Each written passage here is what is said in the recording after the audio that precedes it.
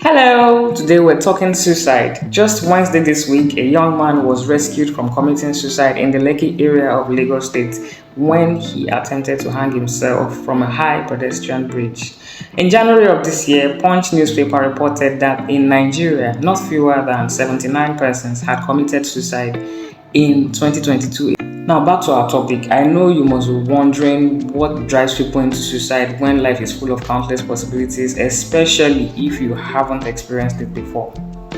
Well, suicide chooses its victims: rich, poor, fine, ugly, educated, uneducated, old, young, you name it. I have been there during the low times of my life. Suicidal thoughts rambling in my head. I couldn't find a way out. I was looking so happy on the outside, even made people laugh. But deep down, I was lost in a bottomless pit of hopelessness. However, suicide comes in two ways. The first one is the outright "I'm ready to die" kind. They put their house in order, do their indirect goodbyes, and pass random messages within the last few days that they have left. Some even write letters. And the second one is the cry for help type, where the victim doesn't really want to die, but they cry for help in a deeper and more extreme way, taking a gamble with their life. Please note that not everyone who made an attempt is seeking attention, like our social media people would say. Some are genuinely out of their mind. They snapped and decided to do it there and then without even planning the suicide. Now let's bring it back home. Suicidal thoughts and behaviors can be influenced by a complex interplay of social, psychological, and cultural factors in Nigeria. I also have a few potential factors contributing to suicide. At number one is mental health issues. Untreated mental health conditions like depression, anxiety, bipolar disorders, and the rest can aggravate the risk of suicidal thoughts and actions. At number two is stigma and shame. The stigma associated with mental health issues can even discourage people from seeking treatment.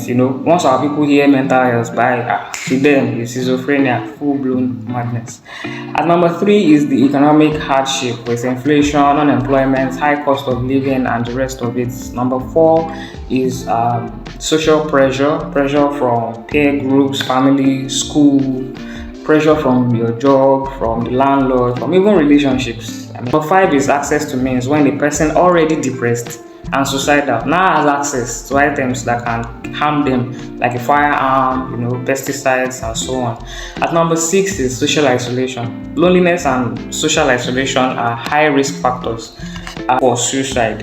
And that's why you need someone that you can call, someone who can be with you within the first 5 minutes of that call. It saved me once, trust me.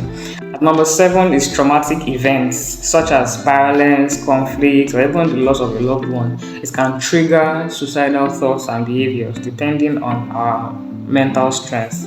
And that being said, it is essential to recognize that each person's situation is unique, and not everyone who faces these challenges will develop suicidal thoughts.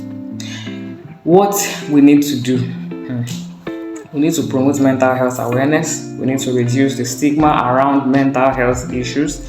The government needs to do better with access to psychiatric health care. If you visit the Yaba Neuropsychiatric Hospital often, you will understand what I'm saying.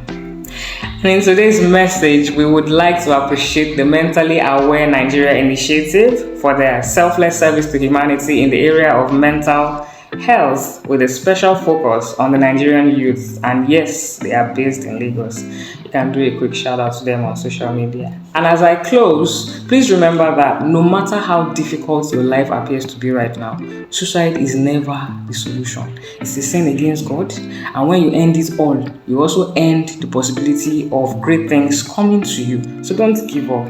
Don't forget, like, share, subscribe. Your comments are really valued. Till I come your way next time, stay strong for now and don't give up. Social worker signs out.